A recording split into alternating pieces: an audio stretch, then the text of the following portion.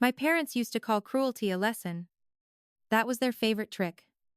They could do something ugly, give it a respectable name, and act like the damage counted as character. They said they were preparing me for the real world. They said fear made people sharper. They wanted me to believe that if I learned early that nobody was coming to save me, I would survive anything. What they never understood was this: the day they tried to prove I could survive without them was the day they stopped being my parents. I was 12 years old when they left me at Union Station in Chicago and turned my panic into a joke. 20 years later, when they needed something from me, they still wanted to call it a misunderstanding, a mistake, bad judgment, the kind of soft language people use when the truth is too ugly to say clearly. It was not a misunderstanding. It was not bad judgment. It was a choice. And that choice cost them their daughter, long before they realized I was gone for good. From the outside, my family looked solid. The kind of family people in a small Illinois town trust on sight. My parents owned a successful chain of home goods stores around Willow Creek. My father knew how to shake hands and remember names.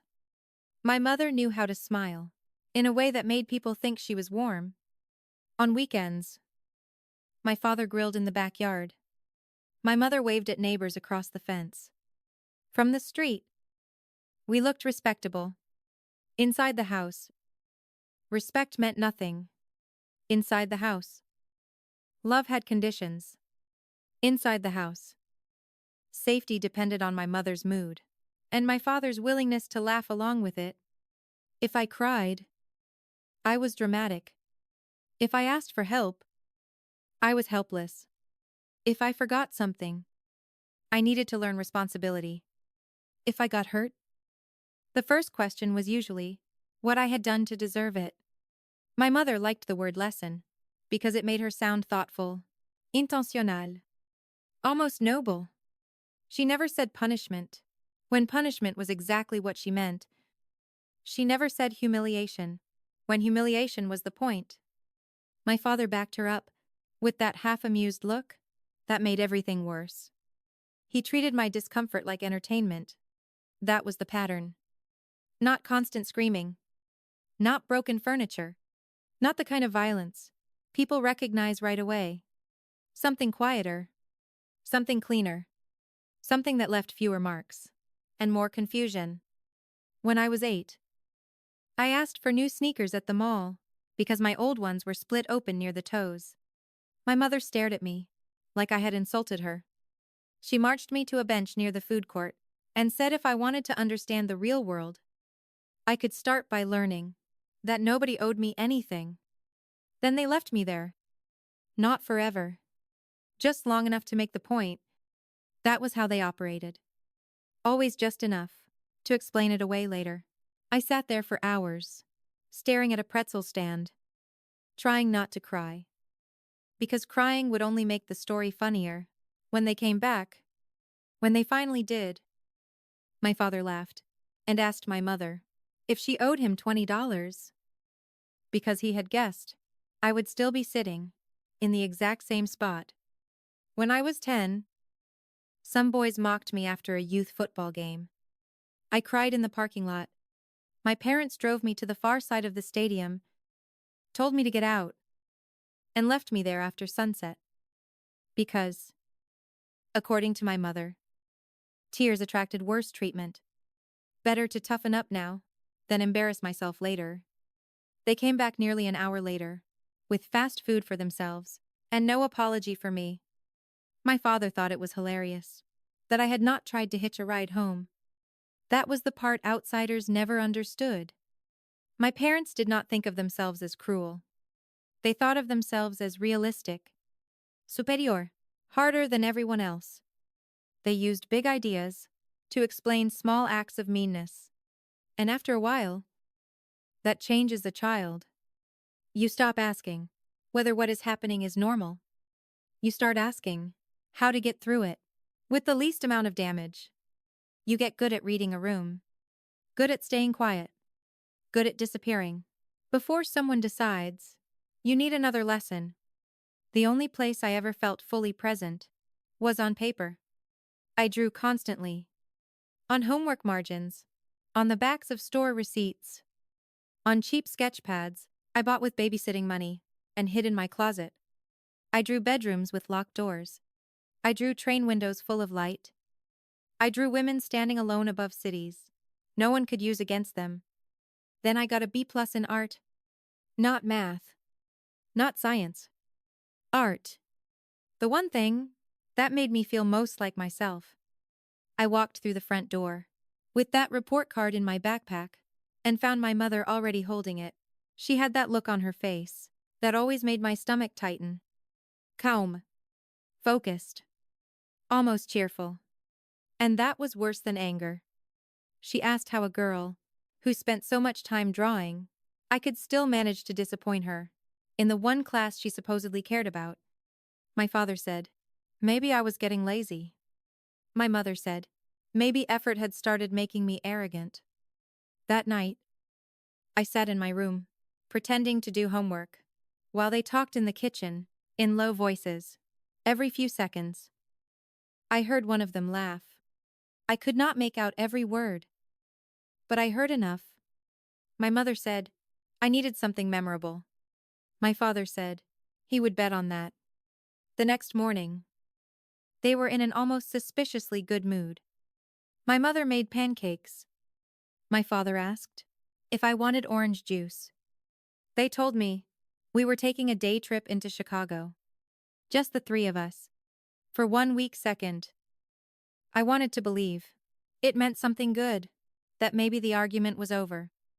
That maybe this was their version of starting fresh. But by then, I knew better than to trust kindness that arrived too suddenly in our house. My parents were at their warmest when they had already decided something cold. The drive from Willow Creek into the city felt wrong from the beginning. My father kept the radio loud and drummed his fingers on the steering wheel, like he was heading toward a party. My mother kept turning around, from the passenger seat, to ask me questions she already knew not to ask, unless she wanted to trap me. Did I think I was smart? Did I think smart girls should know how to handle themselves? Did I think the world cared if I was scared? Every answer I gave seemed to amuse them. Every silence made them push harder. By the time the Chicago skyline came into view, I had that familiar feeling in my chest. The one that told me something bad was already happening. And I was simply late in understanding what it was. I did not know exactly what they were about to do. I only knew this. They had spent years rehearsing cruelty. And that day, they were about to give it a stage, big enough to change my life forever. By the time we reached Chicago, I was sitting so still in the back seat, my neck hurt. The city should have felt exciting. At 12, it still seemed big enough to belong to another world. Taller buildings, more noise, more movement, more people than I could track at once. But I was not looking at any of that, the way a normal kid might have. I was watching my parents. That had become a survival skill, long before I knew the word for it. My mother was turned halfway around in her seat, one elbow against the door, studying me with that polished calm she used right before doing something unreasonable. My father drove with one hand on the wheel, relaxed, almost cheerful, like he was in on a joke that had not reached me yet. Silence in my family was rarely peaceful. Usually it meant a decision had already been made, and I just had not been informed yet. That was the strange thing about growing up with parents like mine. The punishment was often only half of it. The rest lived in the waiting, in the reading of faces, in the way your whole body learned to stay half-braced. Because experience had taught you that a normal day could turn humiliating, with almost no warning. As the city thickened around us, my mother asked, "Do you think you're independent?" I did not answer right away. She smiled a little. "That's a simple question. I don't know," I said. My father laughed softly. "That means no." My mother nodded. Like this proved something. A girl your age should know how to handle herself. I stared out the window. That's not attitude, she said. That's a fact. What I understood even then was that neither of them. I was trying to have a real conversation. They were building a frame around something, setting up the moral in advance. So, whatever happened next could be made to sound educational. By then, I knew their logic almost by heart. If I was scared, it proved I had needed the lesson. If I cried, it proved I was too soft. If I froze, it proved I had failed the test. There was no version where they were wrong. Only versions where I had not learned enough yet. Union Station looked enormous to me.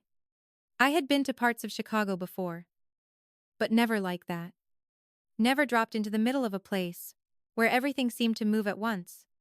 The building felt heavy and official, full of echo and motion, and strangers, who all seemed to know exactly where they were going. People hurried past with rolling bags. Parents managed strollers and coffee cups at the same time. Men in suits checked watches and moved fast. College kids laughed too loudly near the entrance. Everyone belonged to some plan I could not see. I stayed close to my parents because there was nowhere else to be. My mother stopped near one of the large pillars in the main hall and looked around as if she were figuring something out. Then she turned to me and said, "Stay right here." I looked from her to my father. "Why?" "We need to move the car," she said. "And get lunch?" "We'll be back," my father added. "How long?" 15 minutes, my mother said. Then, after the smallest pause, "Maybe 20. I said. "Can I come with you?" That was the wrong question. My father laughed loudly enough that a few people nearby turned their heads. "You're 12, he said. "Not 2. My face went hot.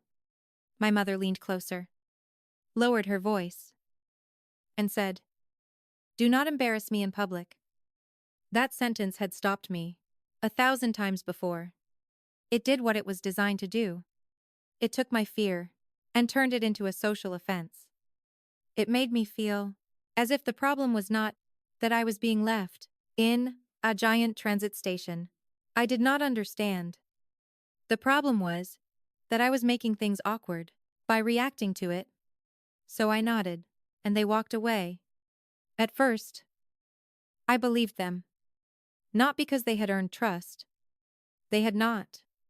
But because, even after everything, part of me still thought there had to be a line.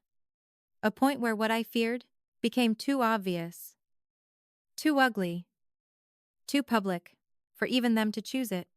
I thought maybe they really were moving the car. Maybe lunch would take a while. Maybe this would end with some comment about me overreacting. So I waited. I watched the clock. I watched people pass. I tried not to move too far from the pillar, because I had been told to stay put, and following instructions had always felt like the closest thing to safety available to me. 15 minutes passed. Then 20. Then 30. At first, I made excuses for them in my own head, with a speed that should have shamed every adult who had trained me to do that. Parking was probably hard. Maybe the line for food was long. Maybe my mother would be irritated if she came back and saw I had moved even a little. At 45 minutes, my chest started feeling tight. At an hour, something inside me shifted. I had $9 in my pocket. No phone. No written down address. No clue how the trains worked. No idea whether Willow Creek might as well have been another country from where I was standing. I left the pillar once. Just a few steps. Then hurried back. Because my mother's instructions still sat in my body like law. Even then, part of me was still trying not to fail them correctly. The station kept moving around me. That was the unbearable part. No dramatic silence. No pause in the world. Wheels rolling over tile. voices echoing, announcements overhead, shoes striking the floor, suitcase handles clicking, laughter from somewhere, too far away to place. My fear felt private and enormous. At the same time, I kept scanning every face that passed. Every dark-haired woman made me look up. Every man in a jacket made my pulse jump. For half a second, I checked the front entrance, again and again, until even I started feeling ridiculous for doing it, which only made me hate myself more. I could feel tears coming, and fought them back. Because crying in public felt like one more thing my parents would use against me later. That was their real power over me then. They did not even have to be there to control my reactions. They were already inside them. At some point, I sat down on a bench and stood back up almost immediately. Because sitting made me feel too exposed. I walked a little, came back, counted minutes wrong, counted them again, looked up at the clock, looked away, shifted my weight from one foot to the other until my legs started aching. Then I saw the car. It happened fast enough that I can still replay it frame by frame. I was looking through the front windows when I caught the shape of it, moving slowly past the curb outside. Our car. The color. The shape of the hood. The angle at which my father always sat behind the wheel. For one split second, relief hit me so hard. It almost made me dizzy. My whole body moved before my mind did. I rushed toward the glass, waving both arms, my heart pounding with that wild kind of hope that shows up right before it gets crushed. They had come back. That is what I thought. They had come back. And maybe this would still turn into some awful story about me being dramatic. But at least it would end. My father was driving. My mother was in the passenger seat. Both of them were looking straight at me. And both of them were smiling. Not with apology. Not with concern. They were enjoying themselves. My mother rolled down her window, just enough to lean out. Then she shouted, clear enough for me to hear, through the glass and traffic. I bet $50. You can't even find your way home. My father laughed. Really laughed. Then he lifted one hand off the wheel, in the smallest, stupidest thumbs up I have ever seen in my life. And they kept driving. That was the moment. Everything in me changed. Not because I had never feared they would do something like it. I had. Not because I had never been humiliated before. I had.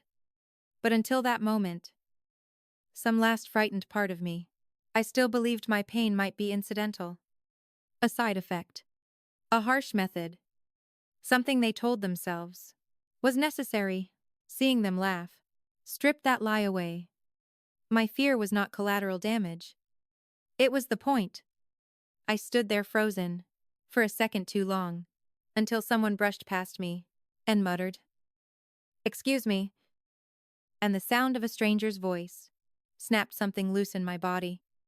I turned and went back inside, because I had no plan, no direction, no version of what came next. I started moving through the station, with no real idea where I was going. Not fast, not dramatically, just badly, like a person trying to stay upright after the floor has shifted. I wandered from one row of seats to another, past vending machines more than once, ended up near a hallway, then doubled back, because I was afraid to leave the main area. I wiped at my face every few seconds, furious with myself for crying. Even though there was no one left to impress, I tried to think of a phone number, a relative, a teacher, someone, but my mind felt blunted and scattered. I stayed away from the doors, because outside felt even bigger than inside. I stayed away from police, because my parents had spent years telling me authority only made things worse. I stayed away from strangers, because they had also taught me that asking for help was weakness. Looking back, that may have been the cruelest part of all. They trained me not to trust anyone. then left me in a place where trust was the only thing that could have helped quickly. By the time someone finally stopped me, I had passed the same section of seats and machines enough times that even I knew I looked lost. She was a station employee named Maria. I did not know that yet. I only saw a woman, in practical shoes, with tired eyes, and a voice so calm, it made my own sound even shakier. She said, "Hey, sweetheart, are you okay?" I lied immediately. "I'm waiting for my parents." She looked at me for a second, then asked, "How long have you been waiting?" "I don't know." "You here by yourself?" "They're coming back." She did not argue with me, did not accuse me of making a scene, did not tell me to stop crying. She just asked, "Have you eaten today?" That was the question that broke me. It was so ordinary, so gentle. And the second I heard it, everything I had been holding in split open. I started crying so hard I could barely get words out. I told her they had left me. I told her they drove by and laughed. I told her my mother bet money on whether I could find my own way home. Maria's face did not do what my parents' faces would have done. No smirk. No annoyance. No correction. Just focus. She crouched slightly, so she was closer to eye level, and said, very clearly, "You're safe right now. I'm going to help you." Those words landed in me, like something almost painful, because I realized, maybe for the first time, how rarely I had ever heard them. Maria moved quickly, but she never made me feel rushed. That mattered more than I understood at the time. When adults around me got serious, I was used to one of two outcomes. Either I was about to be blamed for something, or I was about to be told. My reaction was bigger than the situation deserved. Maria did neither. She put one hand lightly near my elbow, not grabbing, just guiding, and led me toward an office area, off the main part of the station. I remember fluorescent lights, a desk fan turning slowly, a vending machine humming in the corner. I remember how strange it felt, that the world could contain a room that ordinary slash, after a moment, that had just split my life in half. Someone brought me water. Someone else asked if I wanted crackers. Then security came in. Then transit police. The adults in that room did not act confused. They acted alarmed. That was new. For years, my parents had trained me to think what happened in our house belonged to some gray area where nothing was ever bad enough to count. Everything could be renamed, minimized, explained. But the second I repeated the story in that office, the people listening to me did not reach for softer words. Their faces changed, in a way I had never seen from adults hearing family stories before. They did not look inconvenienced. They looked offended on my behalf. One of the officers asked me to start from the beginning. I told him we had driven in from Willow Creek. I told him my parents brought me into the station. I told him they said to wait near the pillar. I told him how long I had been there. I told him about the car passing the window. I told him exactly what my mother had shouted. I can still remember the way his pen paused for half a second after I repeated the part about the bet. He looked up and said, "She said that?" I nodded. He looked down again and kept writing. Another officer asked for my parents' names, our home address, the names of the stores, anything I could remember that would help identify them. I answered in a voice that sounded thin even to me. Somewhere in the middle of it, I realized my hands were shaking so hard that the water in the paper cup trembled against the rim. Maria noticed before I did. She quietly took the cup from me and set it down so I would not spill it. No one made a comment about me needing to calm down. No one told me to be stronger. No one acted embarrassed by my fear. One of the officers left for a while to check the station cameras. Another stayed with me and asked careful, steady questions. Not because he doubted me, but because he wanted the record clean. He was building a timeline, establishing duration, confirming that I had not wandered off from a distracted family for a few minutes. He was documenting abandonment. When the other officer came back, he said the cameras showed me, standing near the entrance for a long time, then moving around the main hall, then the car slowing outside the station, before driving on. That mattered. I could tell from the way the room shifted after that. This was no longer just a crying kid, telling a story adults might choose to reinterpret later. There was footage. There were timestamps. There was proof. One officer asked if there were any relatives nearby who could come get me. I said I did not know.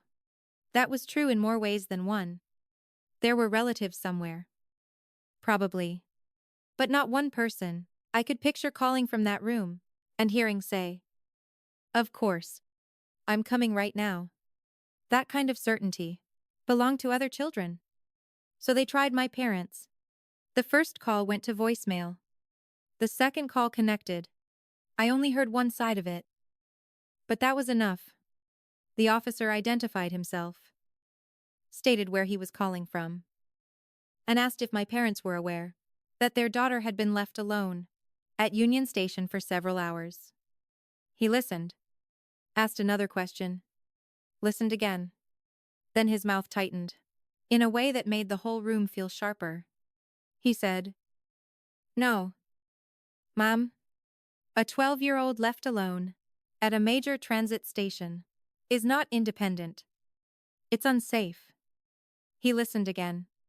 Then he said, more clearly, "No. This is not a lesson in responsibility. This is child abandonment." I had never heard those two words attached to my life before. Child abandonment.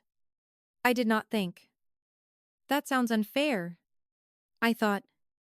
Finally, the officer asked if my parents were turning the car around. Another pause. Then, "That is not optional." Another pause. Then silence, long enough for everyone else in the room to understand the conversation was going badly. He ended the call, set the phone down, and for 1 second, looked exactly like a man, trying not to say what he really thought in front of a child. "They're not coming back right away," he said. Not right away. As if there had ever been a right amount of time for what they had done. A social worker arrived not long after that. She introduced herself in a gentle voice and asked if I could answer a few more questions in a quieter room. I went with her, because by then, I would have gone anywhere. Someone asked if they said it kindly enough.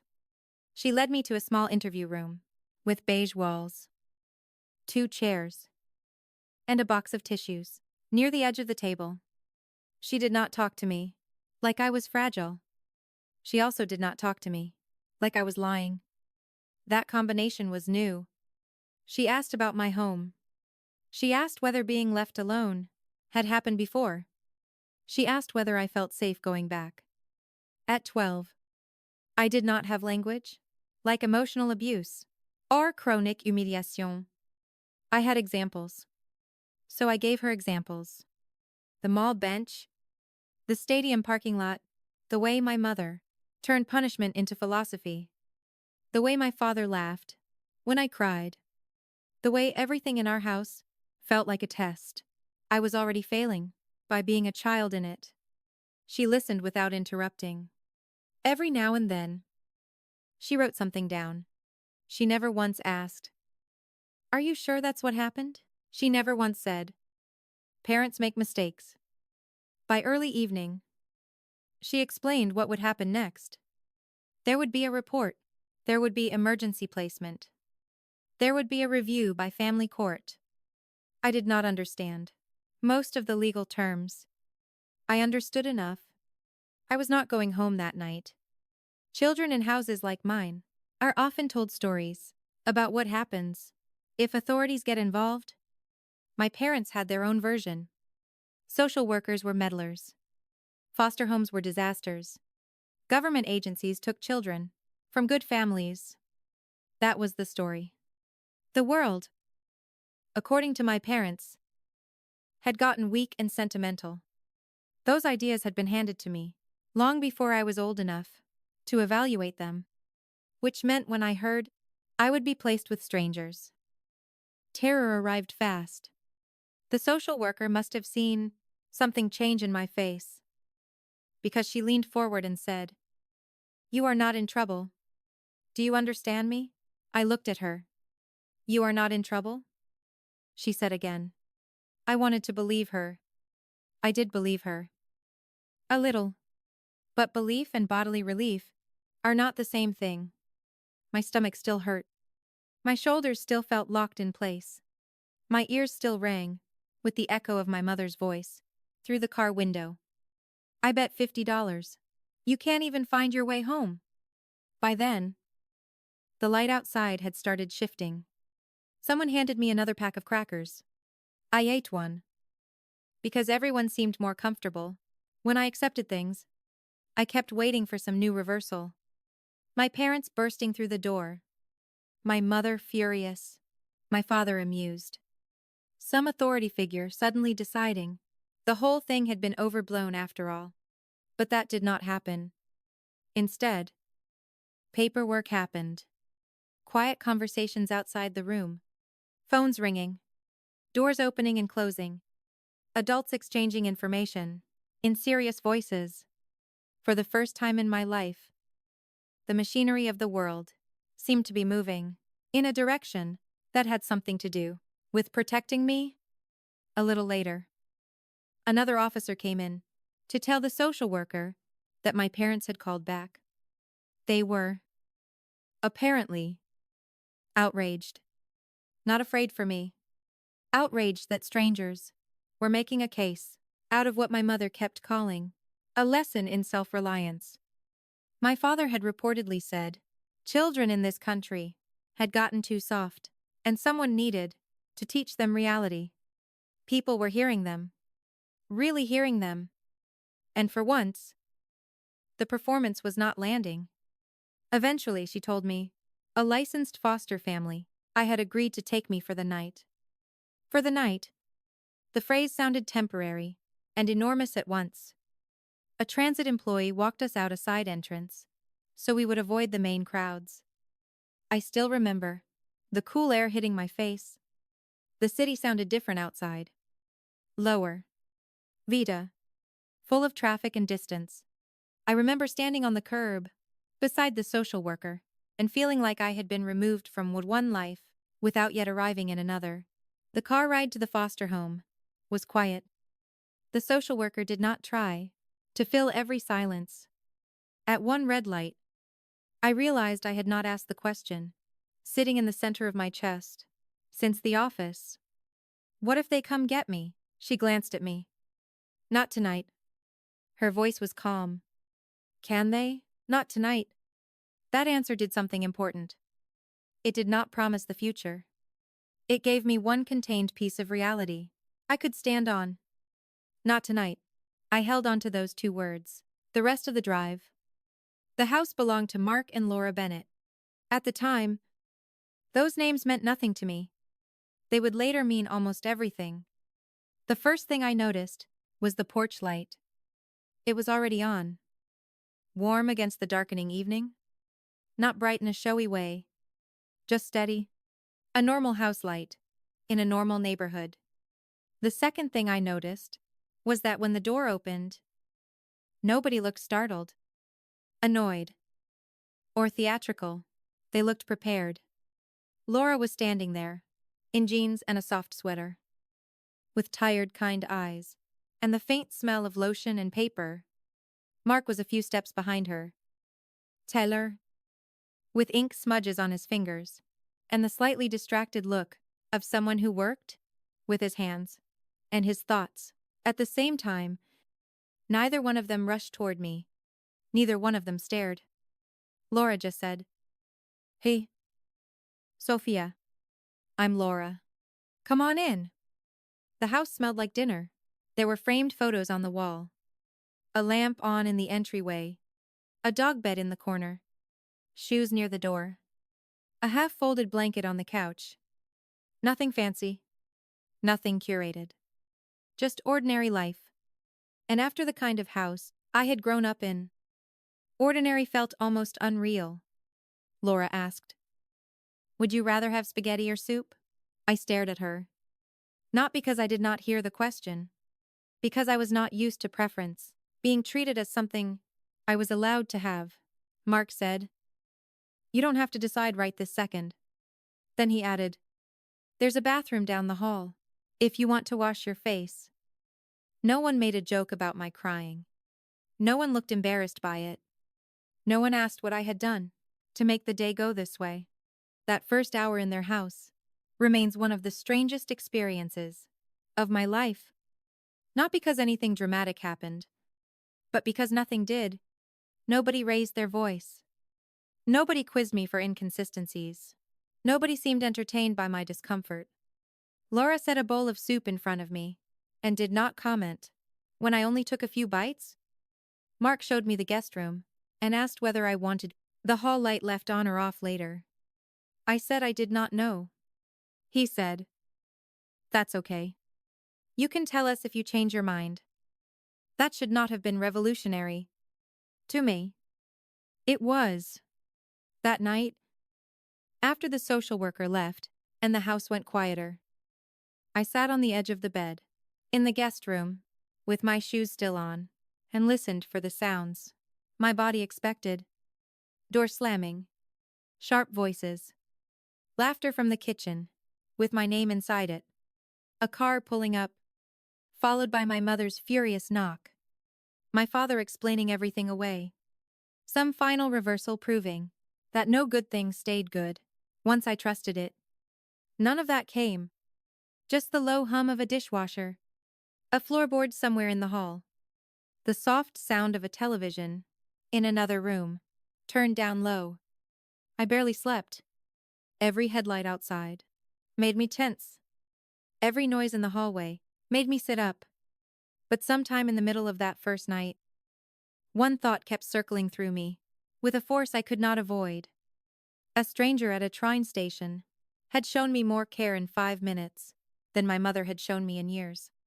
I did not know then that the next months would involve interviews, court dates, évaluation, reports, supervised visits, and decisions bigger than anything a 12-year-old should have to carry. I did not know the people in that house would one day become my real parents. I only knew this. The lesson my parents thought they were teaching in Chicago had failed. Because instead of proving I belonged to them, no matter what they did, they had put me in a room full of adults who could finally see them clearly. The days after Union Station felt less like a rescue than a controlled collapse. People like stories, where one dramatic moment changes everything. A child is removed from danger, placed somewhere kinder, and the rest becomes a steady rise. My life did not feel like that. It felt like one wall had finally come down, and everybody could see the house had been unstable for years. I went from the Bennett house to meetings with social workers, then to evaluation rooms, then to downtown offices, where adults spoke in careful tones about my home life, using words I had never attached to myself before.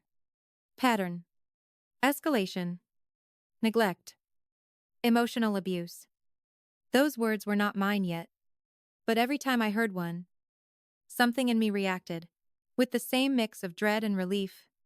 Dread, because the truth sounded uglier once professionals said it out loud. Relief, because at last, the ugliness had a name. Mark and Laura never pushed me to feel grateful. That mattered immediately. I think a lot of adults would have tried too hard.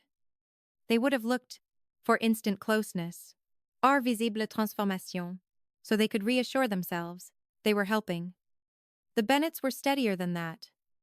Laura knocked before entering the guest room, even when all she wanted to ask was whether I needed clean clothes. Mark left things where I could find them, without turning them into a performance. A hairbrush on the bathroom counter, a folded sweatshirt at the end of the bed, a glass of water on the nightstand. Small acts. Quiet acts. The kind that tell a scared child, without saying it directly, "You do not have to earn gentleness here." That did not mean I trusted them. Not at first. If Laura said she would be back in 15 minutes, after running to the store, I watched the front window until I saw her car again. If Mark drove me to an appointment and took a different route than I expected, my stomach would clench before I could stop it. If either of them lowered their voice in another room, I felt a charge run through my body.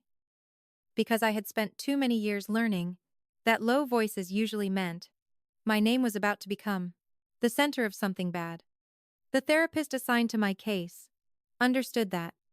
She did not ask broad, sentimentale questions about whether I missed my parents. She asked specific things. What happened when I cried? Whether I was often left alone. Whether I believed I could safely make mistakes at home. Whether humiliation had been used as discipline. I answered as plainly as I could. By then, the facts were simple. My mother liked to invent lessons. My father liked to enjoy them. And I had learned to live inside the space between their moods. My parents appeared at the first major family court hearing, dressed exactly the way people like them always dress when respectability needs to do heavy lifting. My mother wore a navy blazer and pearl earrings. My father wore a pressed button-down and the expression of a man deeply inconvenienced by other people's overreaction. They did not look frightened. They did not look ashamed. They looked offended. That was the first thing I noticed. The second was that nothing about the courtroom seemed large enough to contain how wrong they were. I sat with my social worker and barely looked at them at first. When I finally did, my mother gave me a tight smile that was probably supposed to reassure me. Instead, it made my skin crawl. It was the same smile she used when neighbors were around. The public smile. Then she opened her mouth. She did not deny leaving me at Union Station. That still stuns me when I think back on it. She admitted it. She just called it educational. My father said the country had become too soft. He said children needed resilience. He said they had every intention of coming back and had never actually placed me in danger. As if a 12-year-old, alone in downtown Chicago, with $9 and no phone, somehow existed inside a safe little bubble, because my parents preferred that version. The judge asked questions, in a tone so controlled, it sounded sharper than shouting would have. How long had I been left alone? Why had they driven past the station? Instead of returning immediately, why had they not come back? As soon as law enforcement called, my parents had answers for all of it. Or rather, they had language. That was not the same thing. They said they wanted me to learn self-reliance. They said they had not anticipated such an extreme response. They said government agencies were undermining parental authority. They said, in polished ways, that my fear had been unfortunate, but useful. That was the moment I understood something I had been too young to see. Inside the house, people like my parents do not always hide behind lies. Sometimes they hide behind interpretation. They tell the truth, in words arranged to bleach it of meaning. Yes, we left her. Yes, we laughed. Yes, we drove away. But listen to how we frame it. Listen to how calm we sound. The therapist's report cut through all of that. By the time it was read into the process, the story no longer belonged only to my parents' version, or even to mine.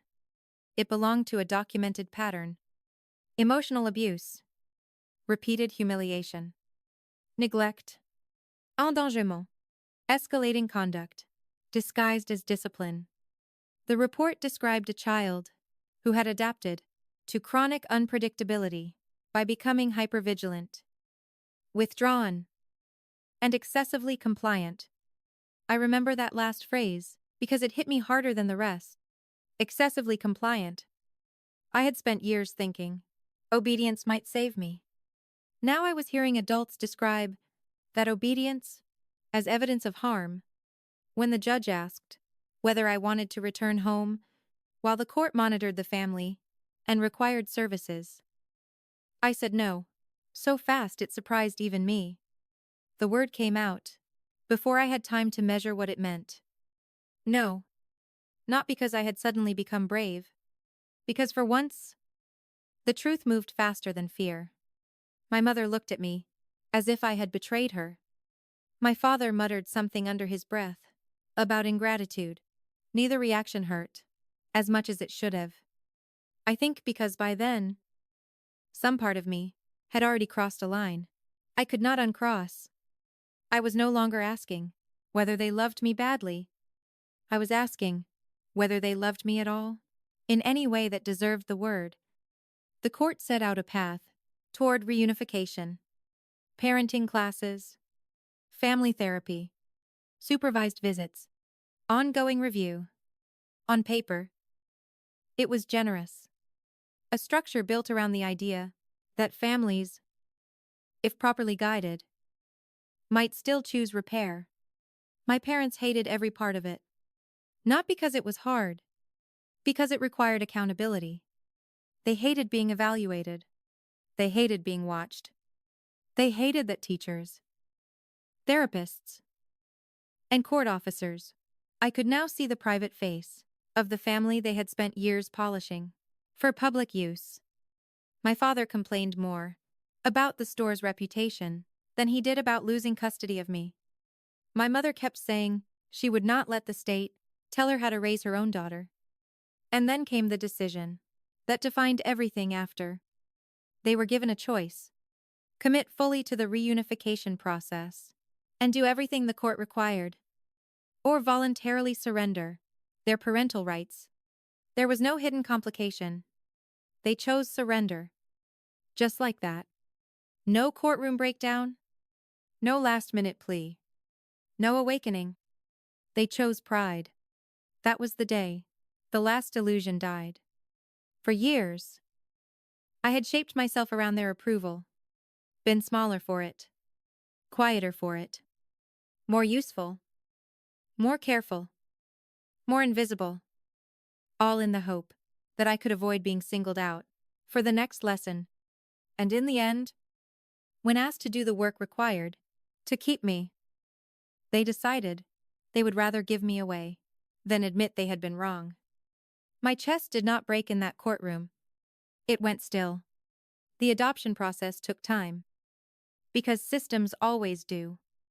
But emotionally, the shift had already happened before any final papers were signed. Mark and Laura never acted like they were waiting for me to become lovable. They treated consistency as normal. Laura learned which foods made me anxious, because punishment had too often followed meals, for me to separate eating from tension. Mark started leaving old design magazines and photography books on the coffee table. After he noticed I always picked them up. They stopped asking me to make eye contact when I was upset. They never demanded closeness as proof I was healing correctly. They just stayed. People underestimate how powerful that is. Steadiness can feel almost supernatural to a child raised in emotional weather. By the time I was given the chance to choose whether I wanted their last name, the answer felt less like reinvention than recognition. Jennifer Caldwell belonged to a girl who had spent years trying not to provoke the people who raised her. Sophia Bennett belonged to someone else. Someone who had a room with a desk. Someone whose door got knocked on before it opened. Someone who could bring home a grade, a drawing, a silence, even a mistake, without it being turned into theater. The day the adoption was finalized, nobody made a speech about rescue. Laura changed the sheets on my bed because it was Sunday. And that's what she always did. Mark left a new sketchbook on my desk and asked whether I wanted takeout or just a quiet night in. They treated the day with warmth but not spectacle, because they already understood, something my first parents never had. Love that is real does not need to keep reminding you. It exists. It makes room. It stays. And it does not ask a child to survive it as proof she belongs. Healing did not arrive all at once after that. It did not arrive in a straight line, either. People love stories where rescue flips a switch. The child leaves the bad house, enters the good one, and everything painful starts fading on schedule. My life never worked that way. For years, my body still responded to ordinary kindness, like it might be a setup. If Laura said she was running to the store and would be back soon, I had to fight the urge to stand at the window until I saw her car pull in.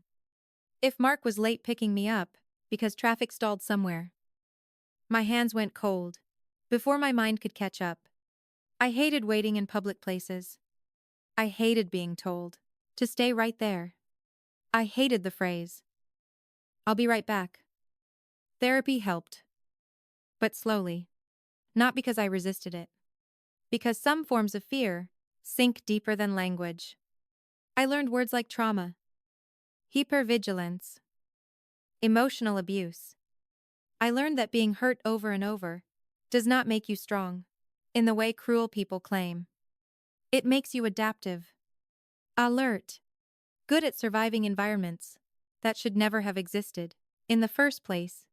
The Bennetts never rushed that process. They came to school events. They remembered what kinds of questions made me shut down. They learned when to speak and when to leave the room quiet. They did not try to erase what had happened to me, and they did not make healing into a project that required visible progress. They simply built a life sturdy enough that, over time, my body started believing it. Art became the center of that new life. Not as a hobby, as structure, language, proof that I could make something clear out of a childhood built on distortion. I threw myself into design classes in high school, then portfolio reviews, then college applications. When I got into the Art Institute of Chicago, I almost laughed at the irony. The city where my life had split in half was becoming the place where I would put it back together. Moving towards Chicago again did not feel poetic at first. It felt practical. The program was strong. The opportunity was real. But sometime during those first semesters, walking streets I would once have associated only with fear, I realized I was taking something back. Not from my parents exactly. From the version of the story where what they did to me had to remain the defining frame forever. It didn't. I studied graphic design. I worked part-time. I stayed in therapy. I learned how to take criticism without hearing humiliation inside it. I learned how to share work without bracing for mockery. I learned how to build a life that did not revolve around avoiding punishment. After graduation, I took a job in Denver with a branding firm that specialized in identity work for small businesses. It was one of those little ironies life sometimes hands you without asking whether you want to notice them. I had grown up inside a family built on false presentation, and now I was helping people present themselves honestly. Clarity became my profession because confusion had been my childhood. Denver helped too. Distance matters more than some people want to admit. New streets, new weather, a city with no memory of who I had once been. I eventually left the firm, started taking freelance clients, and built my own studio. Slowly. Then all at once, in the way careers sometimes move, the work became steady. Good clients, better referrals, the kind of life that is not flashy, but solid. I met Alex at a friend's housewarming party. He was a software engineer, patient, without performing patience, and unusually comfortable with silence. That mattered to me. A lot of people say they are calm, but what they mean is that they know how to look calm while waiting for a conversation to become about them again. Alex was different. He listened in a way that did not feel strategic. On our third date, I told him I had complicated family history. On our fifth, I said a little more.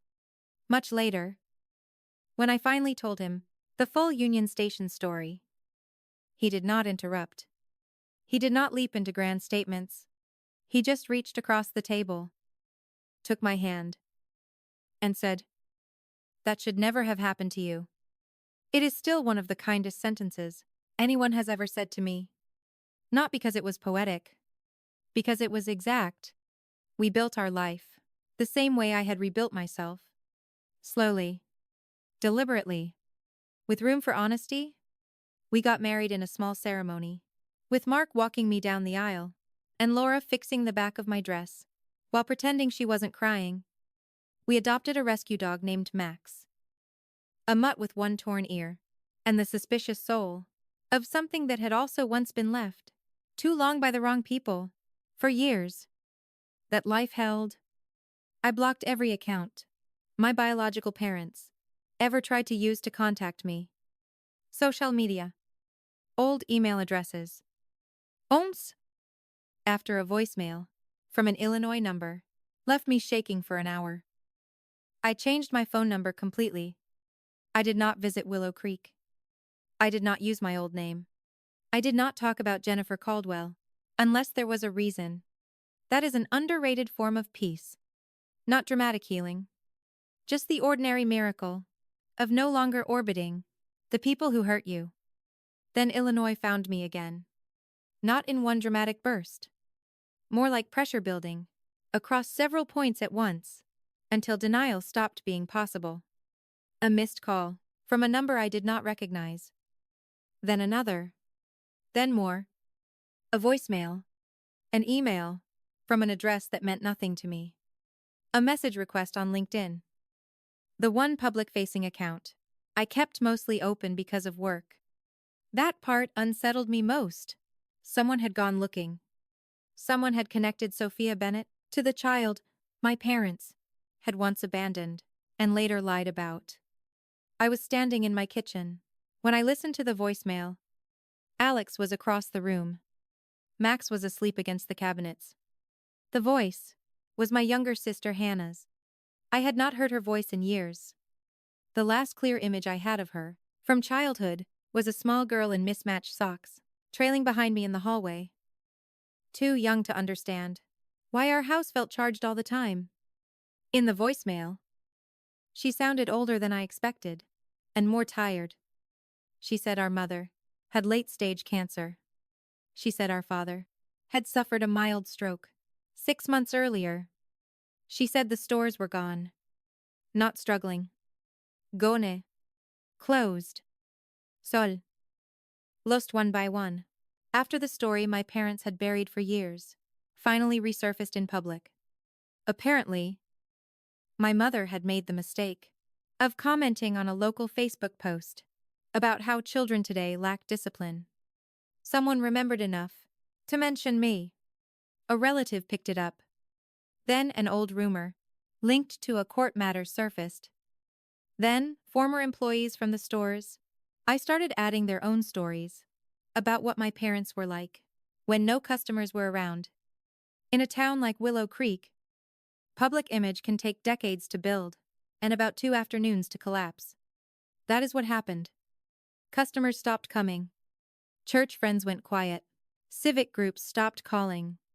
The family that had once cared so much about appearances lost the one thing it had always worshipped most: standing. Hannah said our parents were living in a subsidized apartment outside town now. No large house. No polished family business.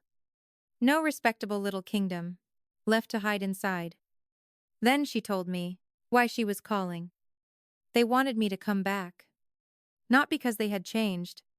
Not because they had discovered honesty. Because they were out of options and frightened of ending their lives, with nobody willing to pretend for them anymore. I sat down at the kitchen table. and listened without speaking for a while. What I felt first was not anger. It was exhausted recognition. Even now, even after everything, they still wanted access, without accountability. They still wanted the benefits of family, without ever having done the work. That gives that word meaning. I asked Hannah why she was telling me this. If she already knew, I had every reason not to answer. There was a long pause. Then she said, "Because I wanted you to hear it. From someone who isn't lying to you." That sentence changed everything. Hannah told me. She had cut contact too. But only recently, after becoming a mother, she had requested copies of old court documents to understand what had actually happened. When I left, our parents had spent years pucked in one, feeding her a softened version that I had been dramatic, that the system had overreached, that foster parents had manipulated the situation, that I had been turned against the family. Then she read the files, the reports, the timeline, the therapist's evaluation, the abandonment finding. She looked at her own little boy afterward and realized, she said, that she could never let people like that near him.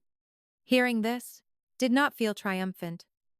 It felt sad, in a deeper way than I expected, because it meant my parents had not only harmed me, they had spent years recruiting my absence into another lie. Alex told me I owed them nothing.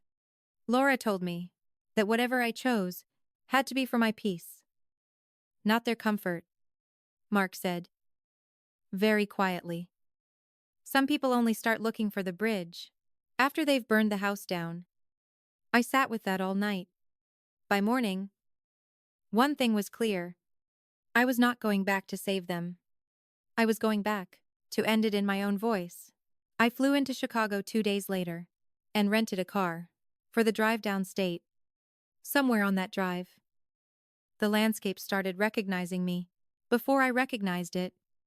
Long roads, flat stretches, familiar gas stations, exits that carried the shape of old dread.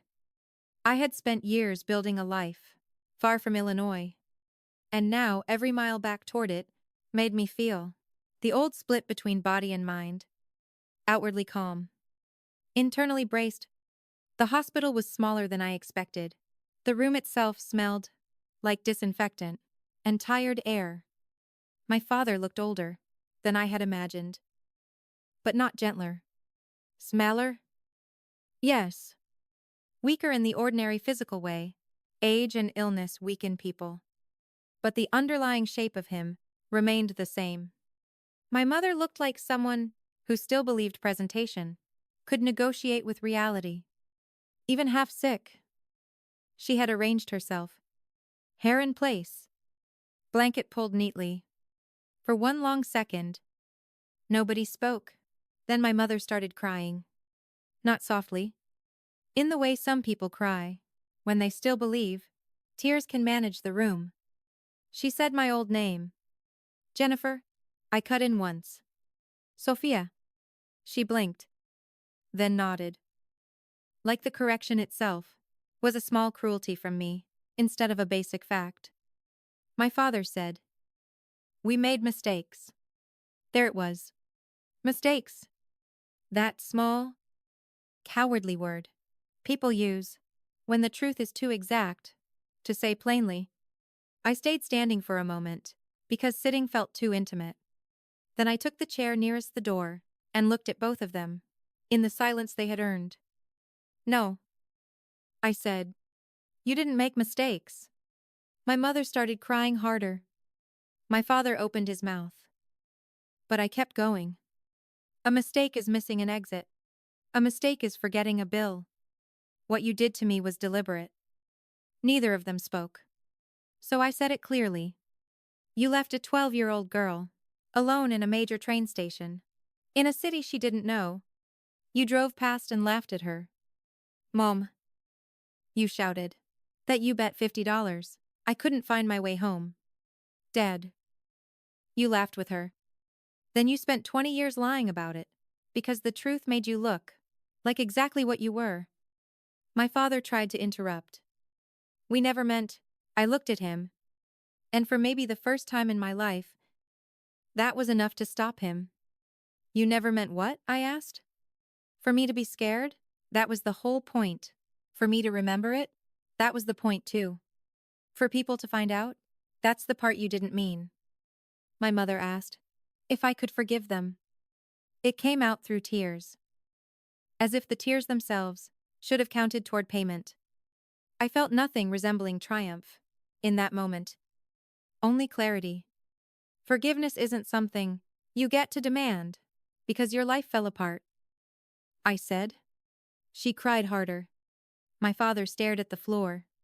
So I gave them the sentence I had carried in some form since I was 12 years old. You bet on whether I could find my way home. I said. I did. I just didn't come back to yours. That line did not feel rehearsed. It felt finished. For the first time, neither of them had language big enough to climb over what they had done. No philosophy. No talk of resilience. No polished reframing. Just two aging people in a hospital room, discovering too late. That time does not erase cruelty. It only gives the truth. More time to catch up. I told them I would not be paying their bills. I would not be arranging care. I would not be restoring contact. I told them Hannah had every right to keep her child far from them. I told them my family was in Colorado and in Chicago. With the people who had earned that word by staying, by protecting, by telling the truth. My father asked, very quietly. So this is goodbye? I looked at him and said, it's been goodbye for 20 years. You're just the last people to understand that. Then I stood up and left. No screaming.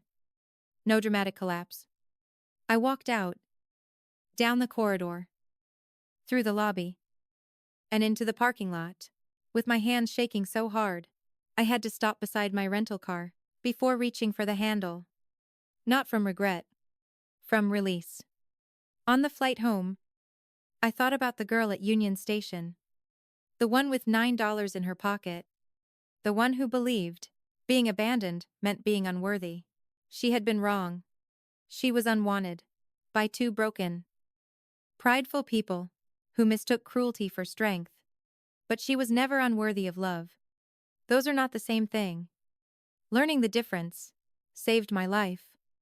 Abuse does not become discipline because a parent uses cleaner language for it. Humiliation does not build character. Fear does not make a child stronger. It only makes that child older, before her time. Walking away from people who share your blood is not always bitterness. Sometimes it is the first honest thing you do. After a lifetime of being told dishonesty was normal, I found my way home. Just not the one they thought they still had a right to call mine.